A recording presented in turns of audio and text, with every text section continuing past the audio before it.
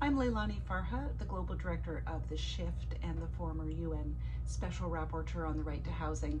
I'm happy to provide some video comments for the Stadtforums and to contribute to your discussions about the future of the city. It's such a timely topic and important conversation to be having right now. The pandemic exposed globally how in crisis our housing systems are. It exposed the deep connection between housing, home, and human well-being. And the pandemic has also provided us, I think, with an opportunity to analyze where we're at and determine kind of the problems that we're seeing, the cause of those problems that we're seeing in the area of housing, and to address them in new ways. I think we're at a place right now where it's well understood that the neoliberal framework that informed so many housing systems really didn't work. It's broken.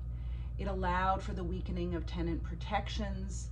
It allowed governments to take a big step back out of housing, and it allowed in the big financial actors who are now dominating the housing landscape and really contributing to the unaffordability of housing in cities and to homelessness.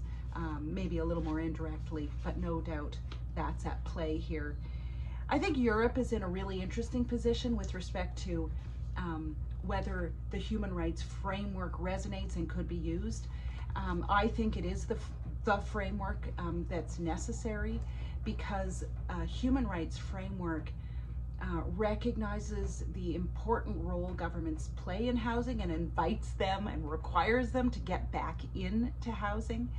But at the same time, the human rights framework offers accountability mechanisms if it's done correctly. And so that's to say, yes, governments come back in, you must come back in, but you have to meet certain standards and obligations. And you have to bring with you the other actors, the third-party actors, that your obligation is to regulate those actors. And that's super important. The European Social Charter includes Article 31, which is about the right to adequate housing. Unfortunately, it is not the most subscribed article. But interestingly, when the Social Rights Committee reviewed states in terms of their implementation of Article 31 in 2020, what they found is very few states were actually meeting their obligations in terms of housing adequacy, housing affordability, and homelessness. And what's also interesting is that under the collective complaints procedure, Article 31 is invoked very frequently, which suggests that the right to housing is of real concern to people on the ground and to their experiences on the ground. And so I am hopeful that in this sort of a new era that we're entering, European governments will start recognizing the vital importance of the right to housing and take up Article 31 if they haven't already, and start implementing it. I think that Europe is in a very particular position right now with respect to third-party actors and their engagement in housing. A recent report came out,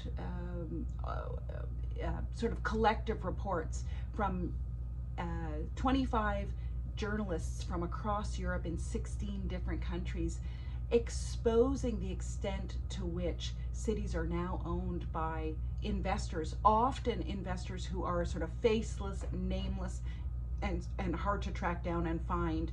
There's been a 700% increase in housing investment by these investors in the last 11 years or so. So it's a huge concern to Europe, and it has to be addressed. And as I said, I think the human rights framework is the right framework to address this new financialization of housing, as we call it, because it does require governments to regulate third-party actors and ensure those actors are not undermining the right to housing.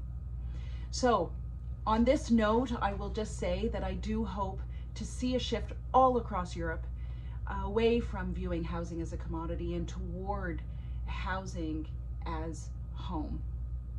I wish you the best of luck in your deliberations. Thank you.